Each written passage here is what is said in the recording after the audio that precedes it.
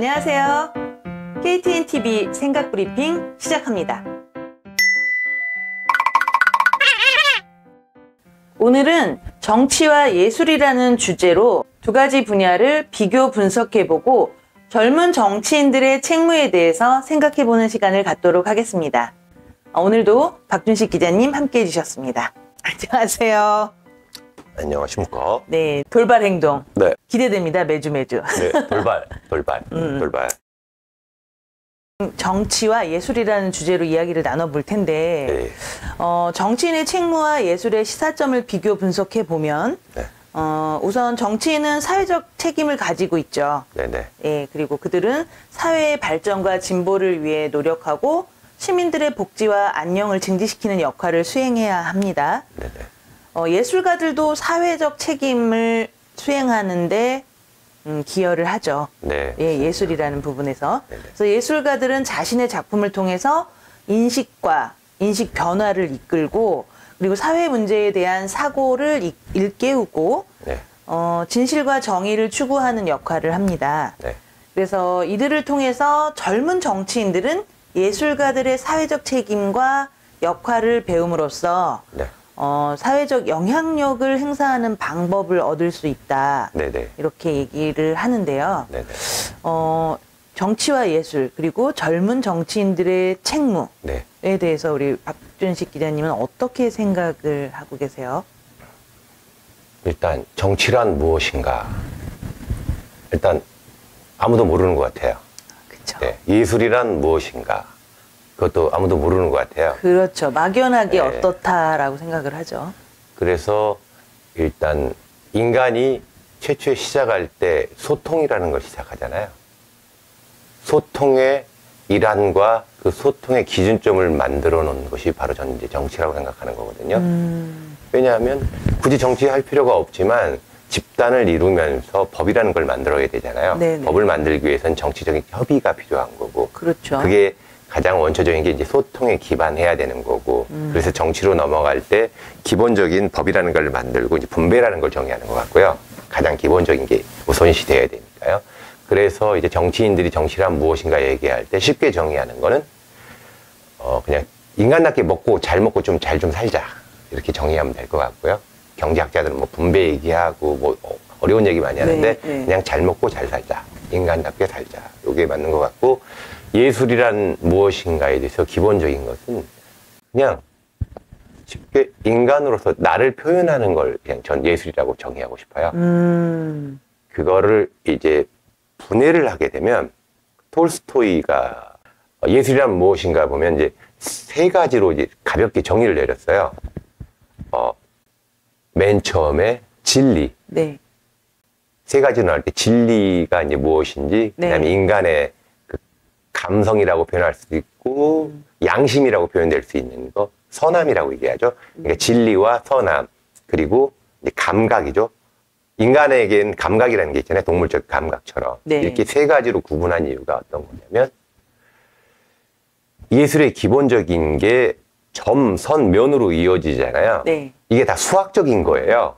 이 점을 내 마음대로 찍게 되면 그건 어수선하기 때문에 그림을 걸어 놓았을 때 사람들이 그걸 훑고 지나가거든요. 하지만 어떤 뭐 예술가라 지칭하는 사람이 점을 찍어 놓을 땐 그 안에는 심미적인 그 구도가 나와 있어요. 수학적 구도. 네. 그걸 이제 냉철한 이성이라고 하는 거고요. 네. 그 이성의 기반으로 된 것들이 우리 양심에 이제 맞아야죠. 남의 걸 갖고 오면 안 되는 거잖아요. 그렇죠. 내 것이 돼야 되고 다른 사람에게 피해를 줘서는 안 되는 거고. 네네. 냉철한 이성이라는 것을 기반으로 하되 이게 합리성이라고 그러죠. 보편적인 거. 보편적인 것에 나의 양심이 가입되고 그 나의 양심이 가입된 상태에서 이게 지금 현재 동물적인 감각, 인간의 감각 안에서 네. 정상적으로 표출을 해야 되잖아요. 예술이라는 게. 무슨 말도 안 된 뭐 살인범들이 쓰는 방향은 예술이 될 수가 없는 거잖아요. 그래서 그렇죠. 가장 인간적인 감각으로 이 세 가지가 통합되는 거. 그게 바로 이제 예술의 기본 원리거든요. 그래서 예술이란 무엇인가가 이 세 가지인데 이게 정치인과 일맥상통하는 것 같아요. 어떤 정치인이 일단 예술의 시사점에서 이제 여러 가지 세분화하면 뭐 사회적 책임이 나올 수가 있고 그쵸. 정치가들이 해야 될 뭐 창의적인 해결 방법, 문제를 해결해야 될 테고, 네. 그다음에 이제 공감과 소통이라는 게 필요하고, 네. 그다음에 다양성과 포용이라는 게 또 필요하고요. 네. 이게 다 예술과 정치인들이 갖춰야 될 비교 시스템에 같이 들어가는 것들이거든요. 네, 네. 그 중에서 이제 먼저 인간이 되어라는 게 이제 예술의 기본이거든요. 왜? 소통이 기본이기 때문에. 정치가가 소통을 하려면 맨 처음에 정책이라는 게 합리적 이성으로 판단을 해야 되잖아요. 합리적인 이성적인 판단을 해야만 기본적인 틀을 만들 수가 있고 정치적인 뭐 입법을 할 수 있는 가장 기본 틀을 만들 수가 있잖아요. 형식이라는 거를. 네네. 자, 그 형식을 만들었으면 이게 형식 형태라는 게 돼야 되거든요. 형식이 갖춰져야 형태로 만들 수가 있는데 이 형태가 될 때 나의 이 냉철한 이성과 따뜻한 가슴이라고 그러잖아요.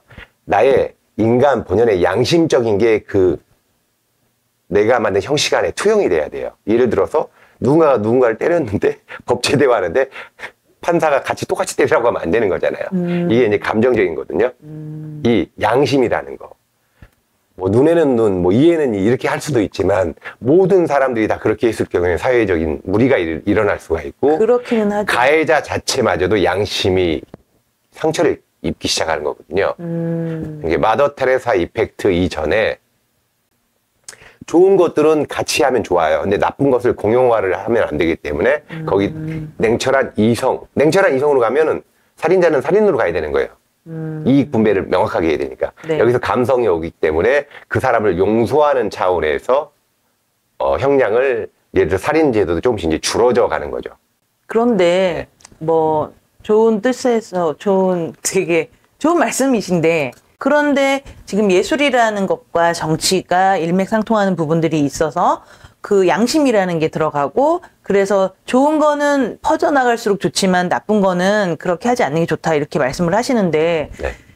이런 생각도 하잖아요. 물론 그게 이제 양심이랑 연결이 될 수도 있지만 나만 당하는 것 같은 네. 그리고 입 다물고 있으면 피해가 더 커지는 듯한 네네. 사실 그런 생각을 더 많이 하게 되거든요. 특히 네, 맞습니다. 요즘은. 그렇다면 이게 예술하고 방금 말씀하신 그런 부분들로 생각을 한다면 생각을 하시는 분들도 그게 옳을까라는 또 이 딜레마가 올 것 같아요. 맞습니다. 이게 이제 조율과 융합에서 이게 쪼개져서 그런 거거든요. 이성적인 것과 네. 그 양심이라고 하는 그 선함 이 두 개를 조율하는 게 이제 감각이거든요. 정무적인 감각으로 해서 이제 조율을 해줘야 돼요. 어느 날 갑자기 뭐 좀 극단적인 예를 들면 과거에 무슨 연쇄살이나 이런 자들에게는 감각적인 게 좀 더 눌러줘요. 그래서 이 사람들에게는 형량을 제도 기간보다는 좀 더 오래 이제 고립시키고 계도화 기간을 더 길게 잡아버리는 거죠. 감각적인 게 이 저울을 이제 조율을 해주는 그런 거죠. 식으로. 네네네. 그런 그래서 세 가지가 이제 모여줘야 되는 거예요. 진리라는 것과 진리라는 게 과학적인 게 당연히 이제 맞지만 그 안에 이게 과연 인간 존엄이나 선함이 과연 깃들일 수 있는가가 인간이 판단해서 해야 돼. 이걸 AI에다 맡기면 이제 큰일 나는 거죠. 그렇기는 하죠. 네. 뭐 어쨌든 이제 방송을 보시는 많은 분들도 같이 한번 생각 브리핑에서 생각을 같이 해보실 텐데 이 부분에서 생각하시는 부분들에 대해서 조금 댓글로 남겨주셔도 좋을 것 같아요. 그래서 같이 한번 왜냐하면 저는 네. 이론적으로는 알겠지만 네. 잘 받아들여지지 않는 부분들이 사실은 이 부분이기는 하거든요. 그렇죠. 그래서 우리가 이제 같이 왜 생각을 해야 되냐면 이제 정의란 무엇인가 얘기할 때 뭐 기차나 뭐 우리 드라마에서 많이 그런 이해 충돌을 많이 시켜요. 과연 내 아들을 살려야 될 것인가? 이 사람들을 과연 생명의 존중이 셋인가 하나인가? 이런 것들에 대해서 우리가 계속 생각을 하면서 이게 발전해 나가야 되는 것이거든요. 그거를 이제 정치인에 비유할 때 기자간담회나 이런 거 할 때 제가 질의를 해요. 어떻게 질의를 하냐면 예를 들어서 어떤 큰 이슈와 트렌드가 있어요. 시나 나라에도 다 있겠죠. 네. 그럴 때 이제 작은 예를 들면 어느 한 특정 예를 들어서 고양시 같은 경우에 뭐 시청을 이전하거나 신청사를 건립하는 거나 이건 시 전체로 봤을 때는 모두가 다 함께 생각하고 해야 될 부분이잖아요. 이 부분에 대해서 정치인은 그 안에서 자기를 뽑아준 사람들의 입장을 다 대변하고 있어요. 시는 행정적으로서 뭐 대변을 할 테고 이쪽에서도 행정적으로 하지만 시민의 생활 공간이고 시민이 살아가는 곳일 때 또 대변을 하잖아요. 이건 빅 이슈라고 해요. 모두가 다 알아야 될 사항이고. 근데 그 한 모퉁이에 김밥 할머니가 될 수도 있고, 네. 아니면 어떤 건설의 노동자가 될 수도 있고, 아니면 지역 주택 네네. 조합의 노동자가 네. 될 수도 있죠. 네. 그 조합원이 24일간 단식을 했어요. 그때 이제 제가 이제 질의를 할 때 세 가지를 물어봐요.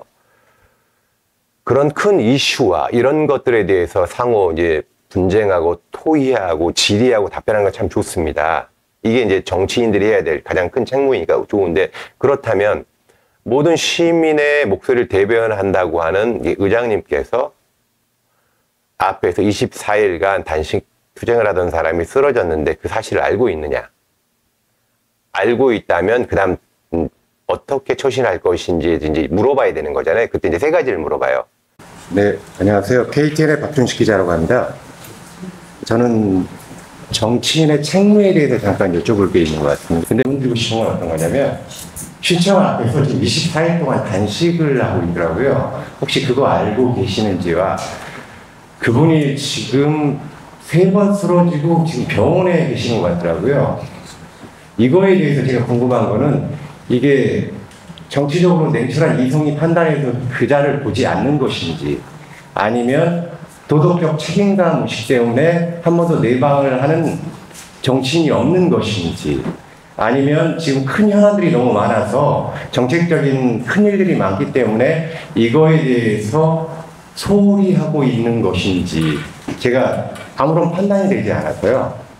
그거에 대해서 잠깐 좀 확실하게 참다운 정치인의 모습에 대해서 좀 답변해 주시면 감사할 것 같습니다. 네, 지금 말씀 고맙고요. 지금 현재 시청 앞에 인시하는 현대아이파크 과자동으로 소개됩니다. 이 과자동이 어떻게 그 아이파크가 유주가 됐어요? 인권 등기 문제입니다, 이게. 시에서 해결할 분이 있고 어떤 분이 있습니다. 지금 행정부에서 많이 고민하고 있습니다. 특히 이제 그 시사동 같은 경우는 시사주말 쪽에 수도권 이전을 개인으로 다 하는 남으셨습니다. 제 등기적인 문제. 이 부분을 어쩔 것이냐. 거기도 법률서를 선임했고요. 시에 법률 선임했습니다. 이 부분을 시에 하느냐, 개인이 하느냐. 수도권 이전이 안 되고 있어요, 지금.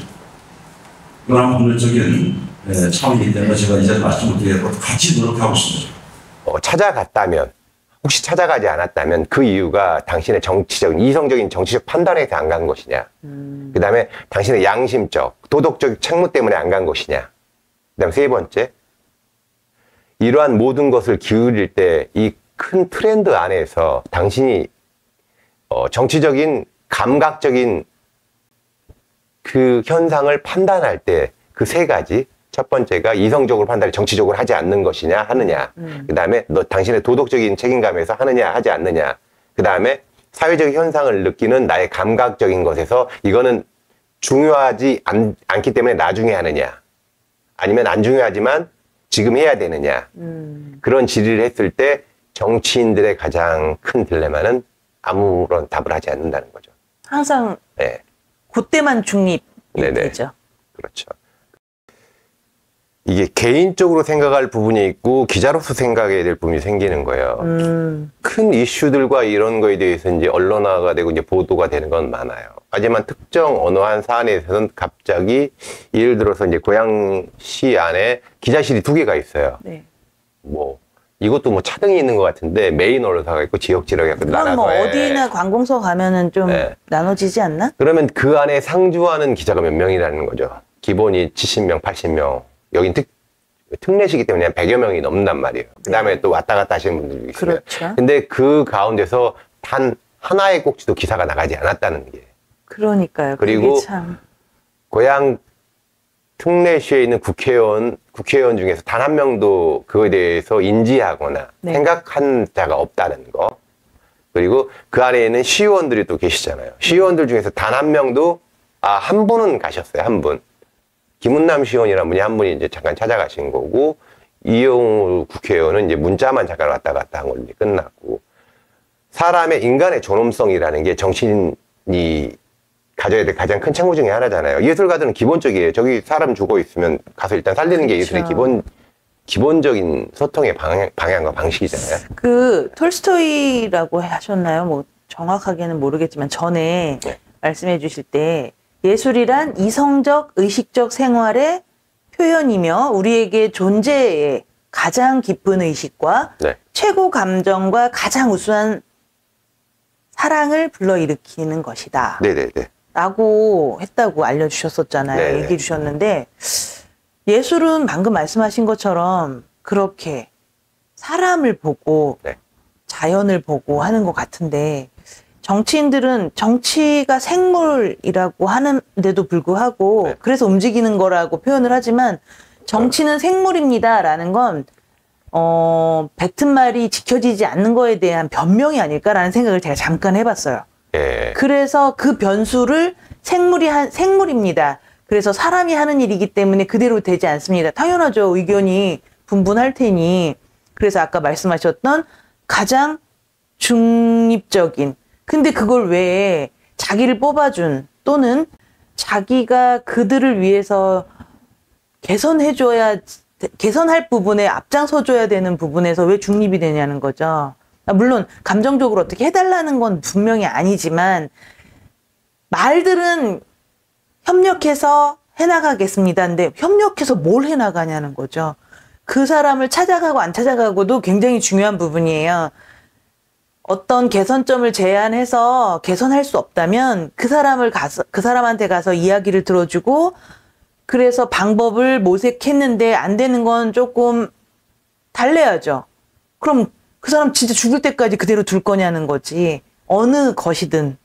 그들은 자기의 뜻을 이루기 위해서 거기서 투쟁이라는 거를 하지만 정치인들은 눈 감고 지나가면 안 되는 거고 찾아가서 들어주라는 건 그걸 이루어주겠다가 아니라 되는 건 된다, 안 되는 건 안 된다라고 해서 희망을 줘야 될 건 주고 희망을 가지면은 당신한테 힘드니 희망을 접으시오라고 하는 메시지를 주는 것도 저는 정치인이 할 몫이 아닌가라는 생각을 해요. 네, 맞습니다. 그 지금 정확하게 짚어주신 거거든요.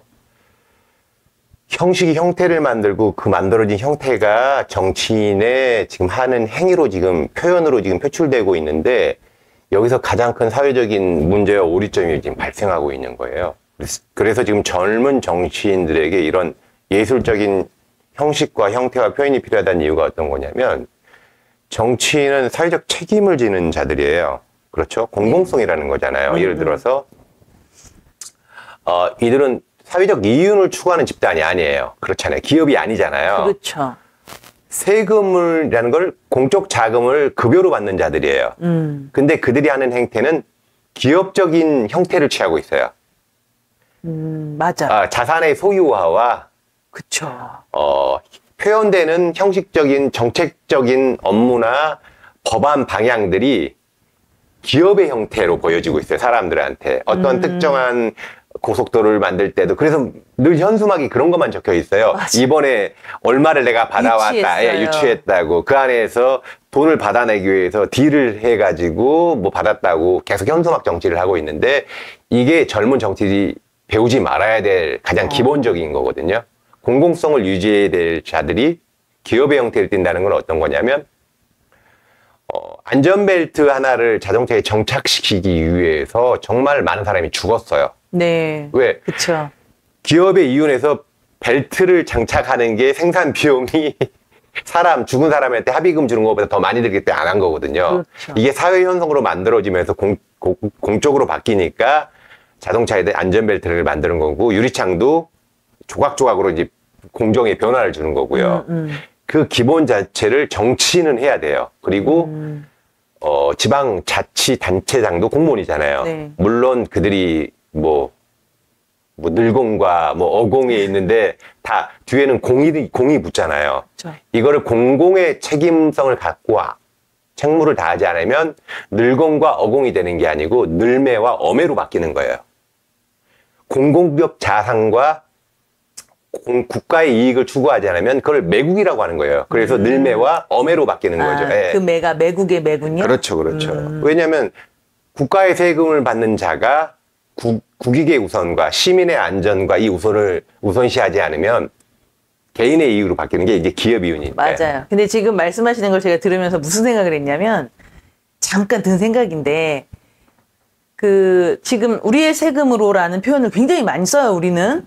그런데 그 연로하신 70이 넘으시는 분들, 그 어르신들한테 꼭 해주고 싶은 얘기가 있어요. 당신의 세금하고 상관이 없다고 생각하신다면 당신의 자녀가 직장을 다니면서 의도하든 의도하지 않든 계속 내고 있는 세금으로 정치가 이루어진다는 걸 그 나이 많으신 분들이 기억을 꼭 했으면 좋겠어요. 저 진짜 그 생각 많이 하거든요. 저 나이 드신 분들은 자식들이 있을 텐데 왜 저렇게밖에 판단을 자식하고 대립되는 걸 말하는 거예요. 자식과 부모가 같은 뜻을 가졌다면 그건 오케이, 괜찮아요. 근데 자식이 자기의 삶에서 살아가는데 부모를 모시든 안 모시든 어쨌든 부양이라는 걸 하면서 살아가는데 필요한 정책을 내놓는 정치를 응원하는데 왜 내 부모가 현 사회에 공헌하지 않는 내 부모가 그 할 일 없어서 나가셔서 찍은 한 표 때문에 이렇게 표현하면 좀 그렇지만 네. 세상이 지금이 좋다 나쁘다를 떠나서 왜 자식들이 살아가기 좋은 세상을 만들고자 하는 거에 방해를 하냐는 거죠. 저는 네. 나이 드신 소득 생활을 하고 계시지 않는 분들은 자식과 뜻을 같이 해야 된다고 저는 생각해요. 맞습니다. 그게 제 개인적인 생각입니다. 우리 생각 브리핑에서 하는 생각이 아니라 네네네. 그렇습니다. 예술은 창의적인 문제 해결에 중요한 역할을 한다. 네. 그리고 예술가들은 문제에 대한 새로운 시각과 해결책을 제시하며 네네. 사회적인 진보와 변화를 위한 아이디어를 발굴한다. 네네. 이게 예술에서의 특징인 네네. 거죠.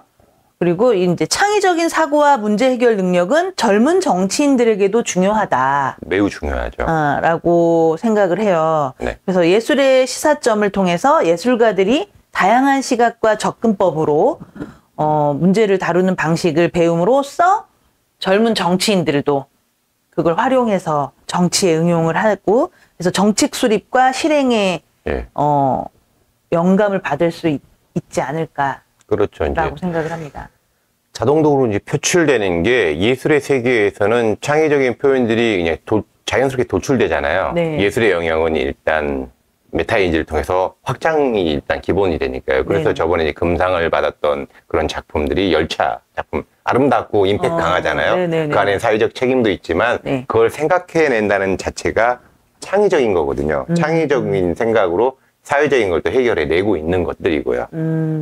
이게 참 보기보다는 가장 젊은 친구들이 하는 거잖아요. 그렇죠. 과연 이러한 창의적인 문제 해결 방안들이 지금 청년 정치인들이 지금 나와서 스피커를 잡고 이야기하는 것들이 창의적인 것이라기보다는 3번, 4번 하셨던 분들이 단지 외형만 바뀐 자들이 나와서 하는 지금 형태로 보여지고 있거든요. 그런 얘기가 좀 많이 나왔었죠. 그 국민의힘당의 그 이준석 대표를 보면서 젊은 꼰대다 이런 네네. 말들도 했었고 또 더불어민주당 쪽에 젊은 청년 의원들 비례대표 의원들이 나와서 어떤 이제 자기들의 생각이라고 해서 이야기하는 것들이 그냥 그 당에 그 말씀하셨던 재선 그 3선 뭐 그렇게 되시는 오래되신 의원들의 뜻과 다르지 않다 해서 말들이 되게 많잖아요.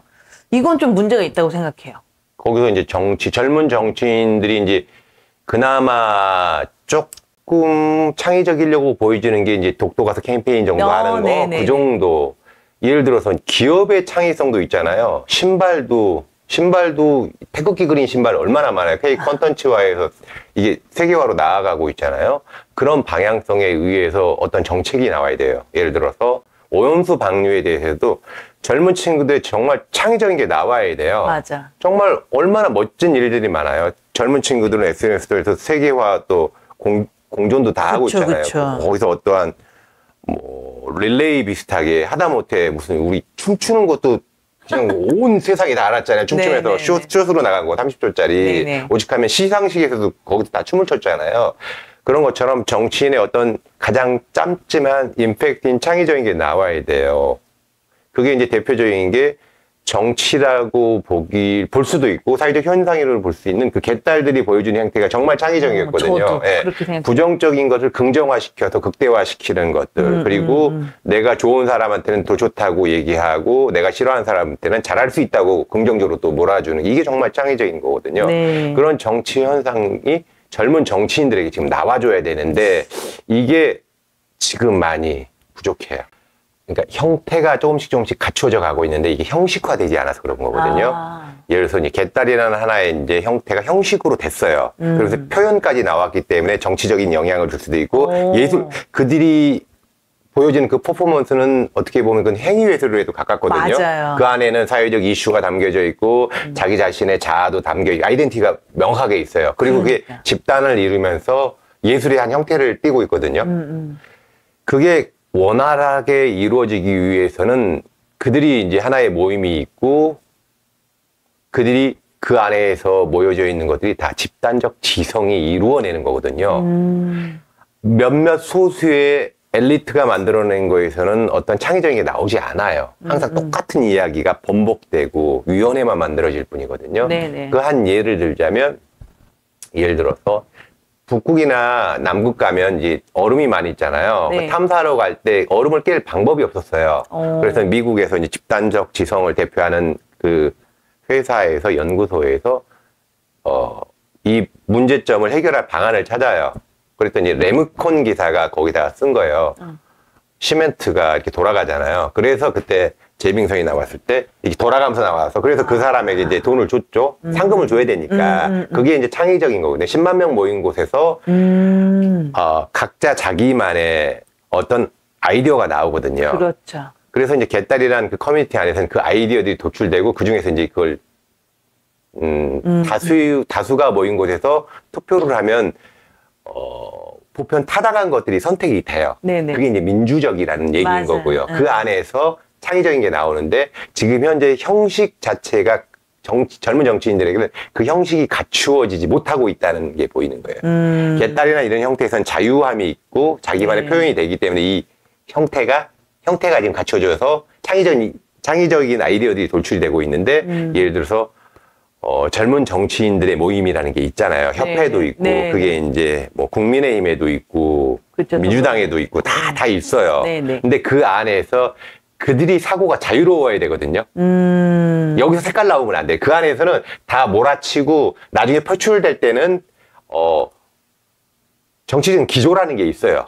여기 기조가 있는데 여기서 다른 쪽으로 가버리면 이거 수박이 되기 때문에 그렇게 가서는 안 되겠지만 그 안에 모임 안에서 자유 발언과 그 토의가 되어야 되고 그 아이디어를 무궁무진하게 내야 돼요. 그 아이디어 안에서는 여러 가지가 나오겠죠. 그렇죠. 왜냐하면 요즘 젊은 친구들은 마인드맵이라던가 이런 걸로 많은 것을 그 하나의 주제를 놓고 거기에 따른 아이디어들을 낸 다음에 카테고리별로 묶어서 그래서 무언가를 도출해내는 그 교육이 아주 잘 돼 있는 친구들이라 지금 말씀하신 그런 것들을 당을 떠나서 색깔을 떠나서 그런 걸 한다면 지금 젊은 정치인들이 갖고 있는 사고를 더 마음껏 펼칠 수 있지 않을까. 그렇죠. 그렇게 생각해요. 이게 이제 계속 물이 고이면 혼탁해지거든요. 정치에 대한 개혁이 필요한 게 뭐냐면 젊은 정치인들이 많이 나와야 되는데 그 안에 그 전에 무슨 민주화 운동을 했건 아니면 무슨 엘리트였건 이런 자들이 그 끈을 놓질 않아요. 맞아요. 예를 들어서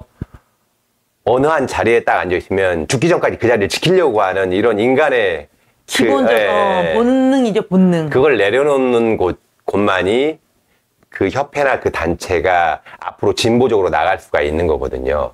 여기서 진보라는 것은 뭐 보수 진보가 아니고 열린 생각을 얘기하는 거거든요. 맞아요. 생각이 자유로워야만 그 안에서 젊은이들이 말을 할 수가 있어요. 젊은이들이 말할 수 없는 구조 안에서 어떻게 아이디어를 내겠어요? 자기들이 카톡으로만 얘기하고 욕만 하는 거죠. 맞아. 차라리 아이디어를 카톡이나 문자로 받으라 그러면 정말 무궁무진할걸요? 그렇죠. 저도 그렇게 생각합니다.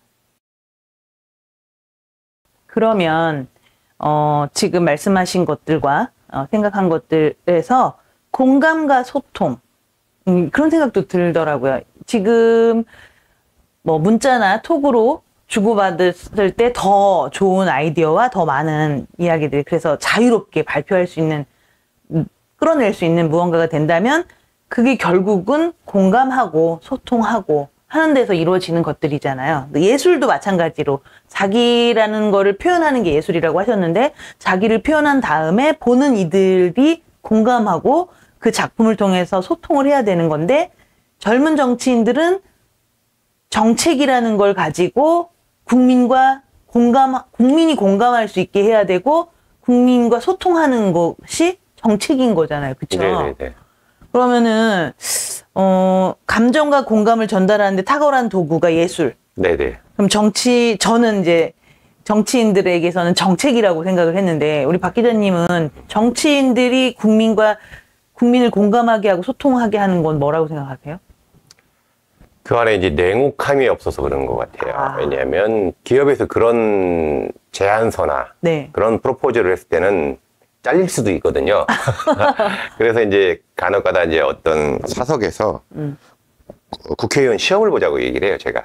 뽑기 전에 기본적인 수능 시험처럼 그 기본을 통과한 사람들 중에서 이제 그럼 안 국민들이 된다고 뽑기 누가 막 그러잖아요. 네네네. 90%가 떨어질 수도 있다는 이런 얘기를 해서 우스갯소리를 했는데 그게 어떠한 거냐면 예술가가 그림을 그렸어요. 그 그림이 소통과 반응이 없으면 전시 자체를 못해요. 그렇죠. 기본이잖아요. 네, 소통이 되지 않는 그림은 그게 그림인가요? 예술인가요? 그거는 아니죠. 자유행위라고 얘기하는 거예요. 그래서 돈이 많거나 부유한 사람들이 그런 독점적인 행사를 할 때가 있어요. 왜? 비싼 그림 사서 자기 창고에다 놓아요. 사람들은 그냥 복사본이나 보라고 하고 이게 기업화의 현상이고 정치인이 소통을 하지 못하는 건 간단해요. 정치인들이 이제 야합을 할 때 기자들과 야합을 해서 그래요. 국민과 야합을 하고 자기를 뽑아준 사람과 소통을 해야 되는데 그래요. 문자가 한 1000개, 5000개 오면 그때 그 문자 보낸 사람들을 소송을 걸려고 하지 않나. 자기를 뽑아준 사람한테. 그래서 소통은 기자들과만 하기 때문에 그건 소통이 아니고 일방이라고 하는 거죠. 쌍방 간의 커뮤니케이션이 되는데 일방형 커뮤니케이션을 하면서 정치를 한다고 얘기하고 책무를 다한다고 거짓을 하는 그걸 이제 정치구라라고 하는 거죠. 맞습니다. 이게 예를 들면 여당과 야당이 저 같으면 매일 만나겠어요. 그렇잖아요. 좋은 거는 좋게 하고 안 좋은 건 둘이 싸워야 될 거 아니에요. 싸우지도 않고 기자들한테만 소통을 하니 이게 답답한 거죠. 그러니까 제가 진짜 그 말씀 하시니까 이 이제 국무회의나 청문회나 뭐 이런 거에서 제가 보면서 맨날 의원들끼리 하는 얘기가 어디 언론에서 봤습니다. 언론에 그렇게 났던데요. 라고 하고 보셨습니까? 그러면은 아직 못 봤습니다. 자기 일이야. 근데 뭐 왜 언론에서 나왔냐 안 나왔냐가 그렇게 중요하냐고요. 소통을 하지 않기 때문에. 그러니까요. 그리고 특히 이번 정권은 특히나 더 소통을 안 하는 게 많은 국민들이 그렇게 느끼고 있고 어느 쪽에서 하는 얘기가 맞든 틀리든 일단 소통을 안 하는 건 확실하고 근데 그게 너무 재밌게도 지방 정치, 지역 정치에서도 그게 그대로 드러나고 있다는 게 너무 슬픈 현실이고. 왜냐하면 배우거든요. 위에서 하는 거를 아래에서 배워요. 특별시에서 하는 거를 특례시에서 배우고 그렇죠. 특례시에서 하는 거를 어디서 배워요? 그냥 일반시에서 배우는 거고. 그렇죠. 그리고 구에서 하게 되고 그런 부분들이 있다고 생각을 하는데 그렇기 때문에 공감과 소통은 의원들도 정치인들도 입버릇처럼 얘기하는데 진짜 공감을 뭘로 하는지 알 수 없고 나와서 얘기하는 거 들어보면 저 사람은 공감한다고 말은 하는데 공감하는 자세가 아니구나 느껴질 때가 되게 많고 그런 생각이 들 때가 많고 이야기도 어떤 걸 표현할 때도 사실 공감하고 소통을 하는 사람들은 이야기를 들어주는 자세가 되는데 이런 방송에 나오시는 많은 분들은 싸워서 이겨야 된다는 투쟁 정신을 갖고 나오니까 더 자기 말만 쏟아내는 경우들을 많이 보거든요. 그게 이제 예술의 가치에서 이제 배려가 시작되는 거거든요. 정치에서는 그걸 시장조사라고 하는 거고요. 예를 들어서 이제 송미린의 작가가 캠퍼스 위에 시를 가지고 해요. 이제 이거를 이쪽 시각에서 보면 노동미술이라고 할 수가 있고요. 그렇죠. 이쪽에서 보면은 과학적 탐구라고 할 수가 있고요. 그 다음에 작가 자신에서 볼 때는 소통을 위한 나의 채널과 나의 스킬이 사회적으로 이제 보여주고 싶고 밝은 세상을 이끌어내고 싶다고 이렇게 이제 방향성을 만드는 거거든요. 이게 기본적인 소통의 기본이에요. 왜?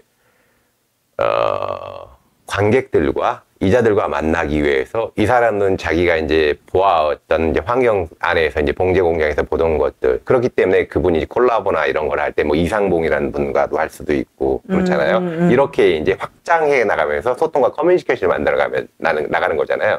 그러면 이제 정치인, 젊은 정치인이 해야 될 게 뭐가 있을까요? 소방대원은 소방서 가서 열심히 보면서 아 이거를 정치에 어떻게 할까? 그게 확장이 되는 게 건물 안에서의 안전관리로 넘어가는 거예요. 네. 소방 효과가 어떻게 돼 있는지. 그다음에 건물 넘어갔으면 어떻게 했을 때 위급한 사람을 살려낼 수 있는가 이런 법안이 이제 발전되면서 확장이 네, 되는 거죠. 네. 왜? 그게 자기를 뽑아준 사람들에 대한 맞아. 소통이 이루어지는 거죠. 근데 국토부 일하시는 분들 중에서 소통을 과연 하느냐? 그분들이 자산이 좀 많아요. 어떤 분은 3천억, 5천억, 2천억. 과연 소통을 이루었을 때 그런 자산이 형성되는지에 대해서는 뽑아준 분들이 이제 의혹을 생각을 해봐야 되는 거죠. 맞습니다. 저도 진짜 생각이라는 거, 저희가 제목이 생각 브리핑이어서 더더 생각을 많이 하는 네. 주제를 가지고 이야기들을 하는데, 현재 일어나고 있는 정치판이든 사회적인 문제든 일어나고 있는 현상을 가지고 이야기하지만, 사실 조금 다른 방향으로 틀어서 생각해 볼 시간을 갖는 게 네네. 분하고 억울하고 손해보는 것 같고 답답하고 왜 말귀를 못 알아듣지라고 생각하면서 쏟아내는 표현들보다는 정신건강에 더 좋지 않을까 저는 생각을 해요. 근데 이런 부분들이 그 문화적 다양성과도 또 연결이 되지 않을까. 예, 방금 말씀하신 맞습니다. 거에 보면은 그 되게 다양하잖아요. 그 의원들도 우리가 뽑아준 그분들도 말씀하셨던 소방대원 출신도 있고 뭐 각 분야 현장에서 계셨던 분들도 되게 많고 그만큼 우리 국민들이 현명하다는 거예요. 아무렴 현장에 있던 네가 더 잘 알겠지. 예전에 피부관리 샵을 할 때 되게 좋았던 게 뭐냐면 그분들이 하시는 말씀이 항상 하시는 말씀이 뭐였냐면 네. 전문가시니까 잘 아시기 때문에 피부에 관한 거는 그냥 고민만 얘기하고 나머지는 다 맡깁니다라는 얘기를 해요. 네. 근데 국민들은 진짜 국회의원을 뽑을 때 너희가 우리보다 그래도 정치를 하겠다고 마음먹고 공부를 했을 테니 뽑아준 거고 또 현장에 계시는 분들은 그 현장에서 무엇이 불편하고 무엇이 국민들한테 그걸 이용하는 사람들에게 더 필요한지를 현장에서 느꼈기 때문에 그 사람들을 뽑은 거잖아요. 그 전문성을 보고. 맞습니다. 그런 부분에서, 그런 부분을 봤을 때, 그 다양성에 대한 거를 포용도 할 줄 알아야 되는 것도 필요하지 않나라는 생각을 했습니다. 이 문화적 다양성과 포용이라는 거에 대해서 조금 더 이해하기 쉽게 설명을 해주시면 좋을 것 같아요. 예술로 오면 이제 K 콘텐츠의 세계화 안에서 지역화라는 게 이제 맞춰져요. 이제 문화적 다양성이 수많은 이제 색깔이 있잖아요. 하얀색, 뭐 네, 노란색, 네. 뭐 빨간색 여러 가지 다양한 사람들이 계시는데 그분들이 넷플릭스에 제공되는 K 콘텐츠 안에 다양성이 다 포함이 돼요. 네. 예를 들어서 미션 임파서블을 할 때 한국 사람이 거기 참여를 하기도 네, 하고 네. 인도 사람이 참여하기도 하고 이게 이제 다양성과 이렇게 문화를 하나 이제 융합해 주는 거거든요. 융합의 단계. 문화 쪽에서는 이미 그걸 앞서가고 있고 진행을 해 가고 있어요. 맞아요. 그게 이제 BTS가 대표적인 거고요. 요즘 뭐 블랙핑크가 이제 그런 걸 좀 많이 해주고 있고. 자, 이게 이제 정치적으로 올 때 이 다양성을 포용을 어떻게 할 것인가. 대한민국 정치 역사 뭐 50년 정도 되는 것 같아요. 이 안에서 정말 외부적으로, 형태적으로 보여주는 건 정말 많이 했어요. 뭐, 좀, 다리가 좀 안 좋으신 분이 입성하기도 하고, 네, 지금 네. 이제 앞이 안 보이시는 네, 분들도 와 계시잖아요. 네, 네. 자, 그렇다면 앞이 안 보이시는 분들이 지금 가장 먼저 해야 될 건 어떤 거냐면 학교가 있어요. 저쪽에 가면은 거기서 대부분이 거기서 타자 이런 걸 배우고 그러거든요. 네. 이게 디지털화되면서 다른 형태로 바뀌면서 그들의 교육 시스템과 이분이 해야 될 일이 이제 만들어지는 거고 이분이 이제 지하철 타시는 분들 데모할 때 가서 입장을 표명하고 이 다양성을 가지고 와야 되고요. 근데 이 다양성을 가지고 올 때 더 큰 걸 잡아야 돼요. 예를 들어서 해외 나가면 자꾸 막 조선족 그래요. 자, 재외 동포예요. 우리 동포예요. 근데 우리 스스로가 글을 부를 때 그런 호칭을 써서는 안 되는 거잖아요. 자, 그리고 북에서 넘어오신 분들도 어떻게 보면 여건이 다 틀리기 때문에 이민자라고 할 수가 있잖아요. 그렇잖아요. 중국에 있는 동포들이 한국에서 많이 살아요. 네. 그렇죠. 뭐 학교도 있고 그래요. 맞아요. 거기서 이제 모여서 또 집단을 이루고 그러면서 맞아. 따로 학교라고 해가지고 네, 네. 그들 뭐 차이나타운 세계적으로 차이나타운이 없는 곳은 없다 이렇게 얘기를 할 정도니까. 그렇죠. 그때 우리가 먼저 해야 될 건 어차피 이제 우리 재외 동포 중에서 이제 중국이나 미국은 이미 뭐 좀 보편화돼서 편하고 해. 그리고 이제 중국도 이제 지금은 많이 발전하고 많이 보편화됐어요. 자, 그러면 여기서 이제 우리가 이제 안고 가야 될 게 네. 정말 힘들어서 들어오신 분들이잖아요. 과거에는 이제 엘리트들이 많이 들어왔겠죠. 정치적 성향 때문에. 과거에는 이제 북한에서 넘어오실 때 과거에는 그렇겠죠. 지금 현재에서는 사회적인 여건과 복지 현황 때문에 왜냐하면 그 국민 생산성이 낮잖아요. 네. 경기도 아껴 써야 되고 그러면 이제 살려고 넘어온 분들이 많아요. 지금은. 그러면 그들을 한국에서 안아줄 때 돈을 주는 것도 좋아요. 하지만 그 안에 커뮤니케이션 할 수 있는 걸 만들어 가야 돼요. 그러니까 물고기를 주는 게 아니고 물고기를 잡는 법을 잡아줘야 되는데 알려준대요. 그 네. 하나원이라는 곳에서는 왜냐면 이념이 다르기 때문에 이념 교육과 비슷한 그런 거를 한다고 하더라고요. 그러니까 이념에 대한 다른 이념을 갖고 있었던 사람들이기 때문에 그다음에 이제 우리 한국에서 벌어지고 있는 거에 대한 적응을 해야 되기 때문에 그런 걸 다 알려준다고는 해요. 그래서 북에서 오신 분들 중에 미용 배우시는 분들 되게 많은데 네. 미용을 배울 때 단점이 뭐냐면 영어를 좀 많이 쓰기 때문에 그 부분에서 되게 많이들 힘들어하고 방송에도 전에 나온 적이 있었거든요. 그런 걸 봤을 이제 그런 거 하기는 해요. 말씀하신 그게 그런 부분들. 형태만 이루어지기 때문에 그래요. 그러니까 그 안에 형식이라는 게 어떤 거냐면 우리가 미국이나 이런 데 볼 때 가디언을 하잖아요. 그분들 들어왔을 때는 하나라는 그런 형태적인 건 오케이. 형태는 계속 유지돼야 돼요. 그러면 그렇죠. 그 안에 보완해야 될 형식이라는 게 만들어져야 돼요. 매칭 서비스라는 게 있어야죠. 그런 그렇죠. 문제가 좀 있는 것 같아. 대화와 소통은 연애를 할 때 가장 빨리 되는 거잖아요. 그렇죠. 그러면 남자 사람 친구, 여자 사람 친구가 될 수도 있고, 그래야 그 사람이 다니는 교회를 다닐 수도 있고, 그 사람이 다니는 절을 다닐 수도 있고, 그 사람이 관계십하는 어떤 클럽이나 회원을 갈 수가 있는데, 가장 과거 이제 왕기부실이라는 그때 짜여진 그 냉전 시대에 짜여진 그 프로그램이 형태를 띠고 있기 때문에 늦는 거죠. 근데 워낙 하나원 쪽에 그거는 뭐 방송에 뭐 지금 만나러 갑니다 라든지 이런 프로를 통해서 국민들한테 많이 보여지기는 했지만 많이 알려지지 않았고 그게 가장 큰 가슴이 아픈 게 그거죠. 공감과 이제 우리가 공감과 소통이 같이 이루어져야 문화적인 다양성을 포용을 할 수가 있어요. 그쵸. 자, 매스 미디어에 나오는 것들은 다 대본이에요. 그렇죠. 자, 우리가 영화를 다 허구라고 얘기하잖아요. 네. 자, 우리가 보는 방송이 다 허구잖아요. 대본 읽는 거지 그 안에 어떤 스토리 라인을 아니 근데 사실을 근거로 하죠. 소설도 뭐가 모티브였어 해서 실화가 바탕이 되는 것들은 실화라고 생각을 하고 보기 때문에 훨씬 더 재미가 있잖아요. 그건 이 관객들만 그렇게 느끼는 거고 그 안에 있는 자들에겐 다 누가 붙어 있어요? 작가가 붙어 있잖아요. 그러니까 우리가 아는 프레임 안에서 보는 것과 현실은 매우 틀린 거죠. 이거를 조금씩 이제 좁혀가야만이 우리가 진짜로 현실에서 지금 이분들이 예를 들어서 한국에서 할 수 있는 게 뭐가 있어요? 노동 현장에 가서 일을 해야 되는 거잖아요. 그렇죠. 그 중에 특수한 몇 분만이 좀 커뮤니케이션 단체나 뭐 이런 데서 이제 활성화돼서 스피커가 되는 거예요. 그게 여의도에서 볼 때는 여의도에서 과연 정상적이고 표심으로 들어온 걸 떠나서 비례라는 것을 앞장세워서 색깔을 다양성을 표출하기 위해서 뽑는 경우가 되게 많아요. 그래서 한번 들어간 다음에 그 다음에는 팽당해서 이제 사라져버린 경우가 많고요. 의도는 좋았으나 유지가 안 된다 뭐 이런 말씀이시죠? 그렇죠. 형태만 띄고 그 안에 형식은 없었던 거죠.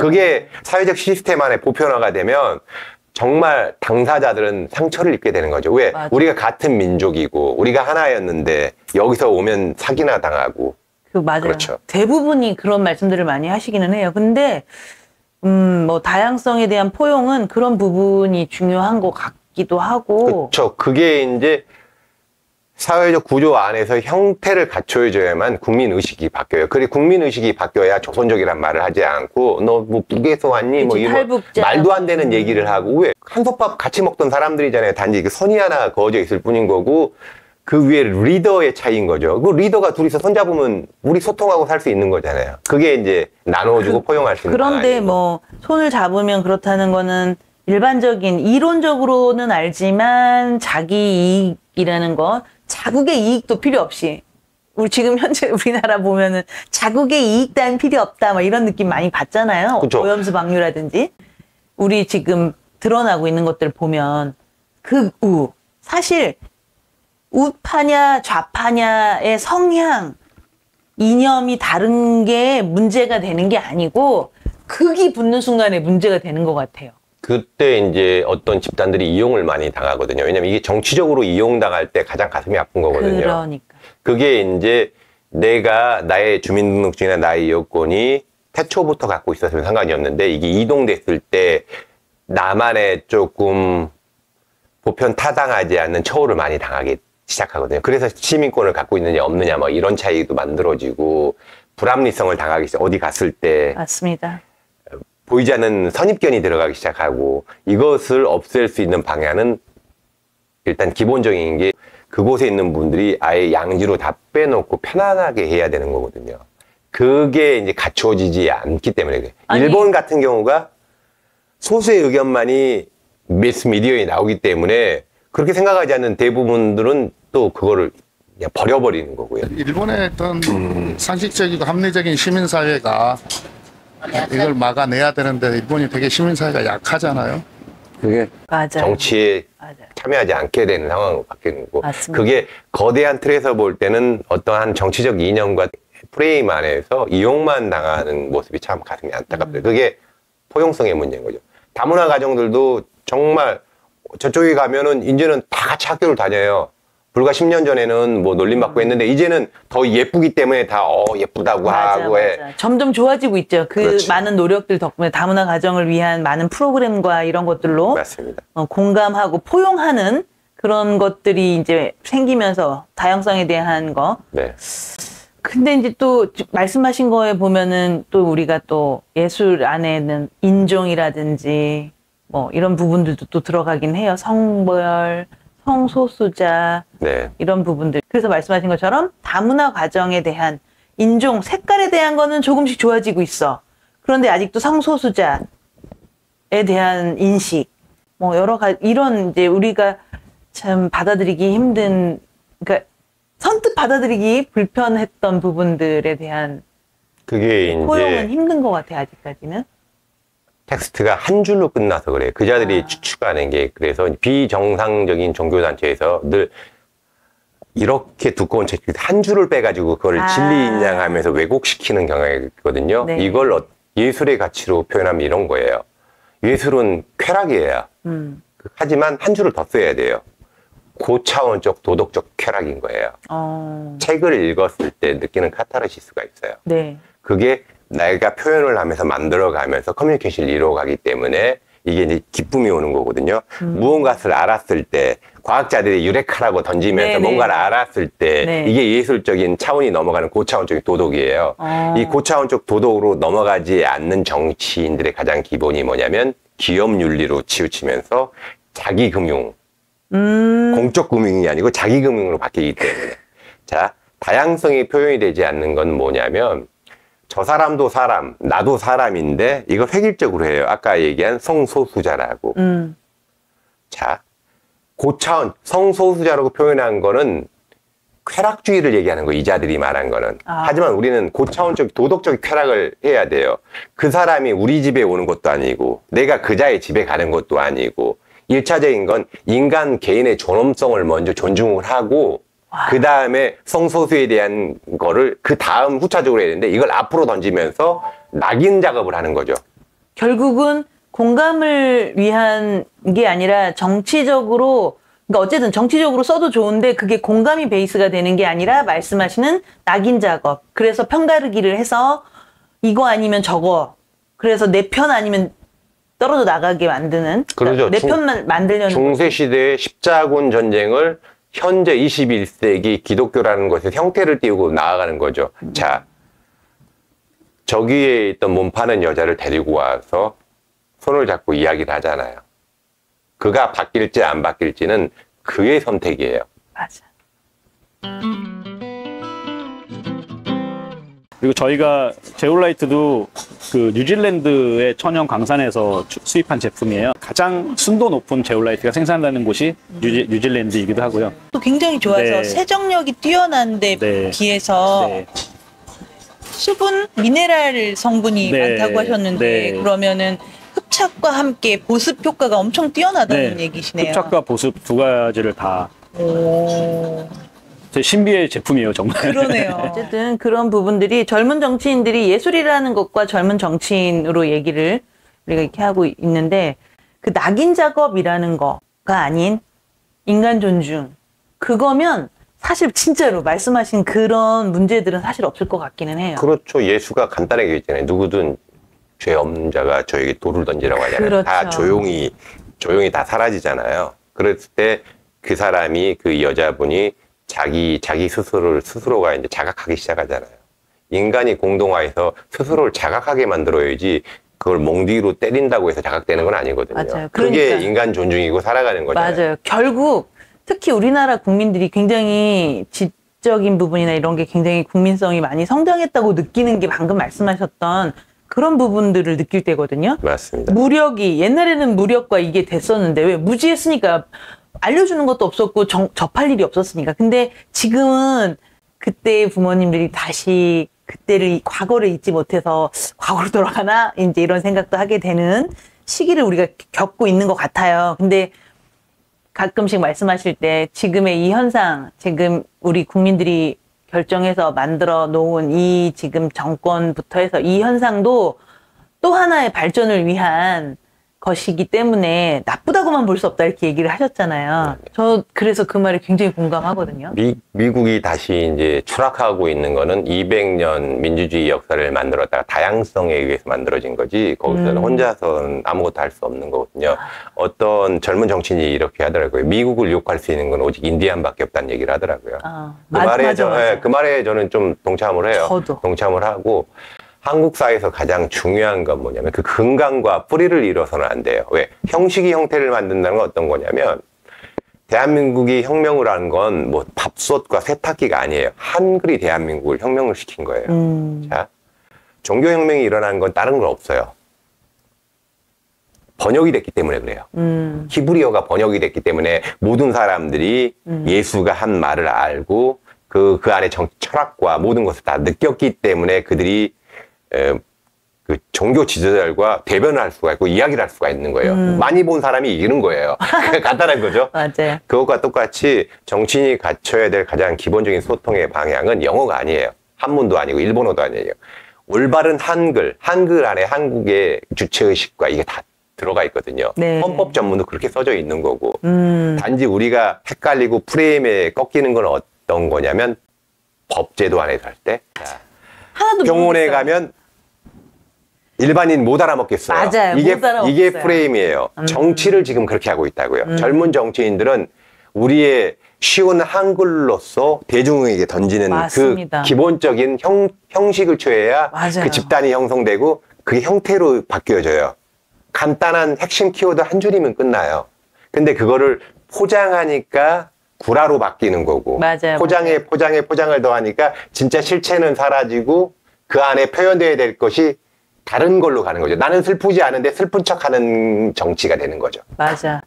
맞습니다. 그러니까 진짜 공감하지 못하는데 공감하는 척하는 거와도 다르지 않을 것 같고 앞서서 제가 얘기할 때 국민이 많이 성장한 것 같다고 얘기한 부분은 무력이 지배했을 때 그대로 되지 않는다라는 부분 때문에라도 민주주의 그리고 지금의 우리 대한민국 국민이 성장했다고 저는 느끼는 부분이 있고요.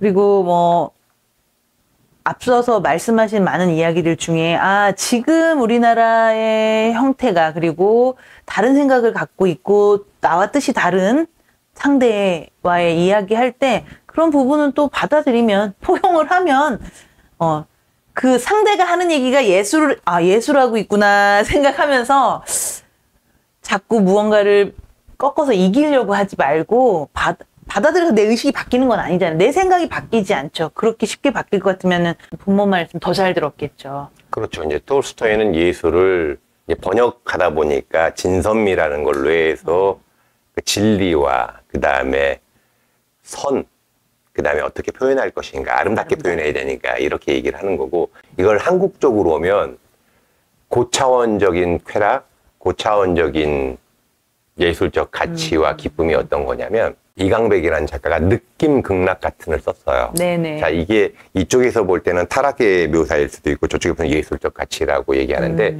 그 안에 그 논제를 정확히 설명하는 게 있어요. 그 형태와 그 모습이 아름다울지라도 그 안에 마음이 없다면 도대체 제가 하는 것은 무엇일까요, 스승님? 이게 젊은 정치인들 스스로에게 자각시키고 물어봐야 될 정치인의 가장 기본, 예술에 대한 기본인 것 같아요. 네, 맞습니다. 정치와 예술의 시사점에 대해서 생각을 해봤습니다. 예술은 사회적인 책임, 창의적인 문제 해결, 감정과 공감, 문화적인 다양성과 포용, 그리고 그런 것들의 중요성을 갖고 있죠. 그래서 젊은 정치인들은 예술의 시사점을 통해서 이러한 가치들을 배우고 자신들의 정치 활동에 적용을 한다면 더 아름답고 더욱 발전하는 대한민국이 되지 않을까 그런 생각을 해봅니다. 그래서 그렇게 좀 좋은 사회를, 더 나은 사회를 구축하는 데 기여할 수 있기를 바라봅니다. 맞습니다. 네, 오늘은 여기까지 생각 브리핑에서 생각을 같이 나눠봤고요. 또 여러분들의 또 다양한 생각들을 댓글로 남겨주시면 또 그 안에서 또 우리가 생각을 해볼 수 있는 소재로 다룰 수 있지 않을까 생각해 봅니다. 지금까지 박준식 기자님과 함께 이야기 나눠봤고요. 감사합니다. 네, 감사합니다. 네, KTN TV 생각 브리핑 다음에 더 좋은 내용으로 찾아뵙도록 하겠습니다. 감사합니다. K 컨텐츠를 내버려 두라고.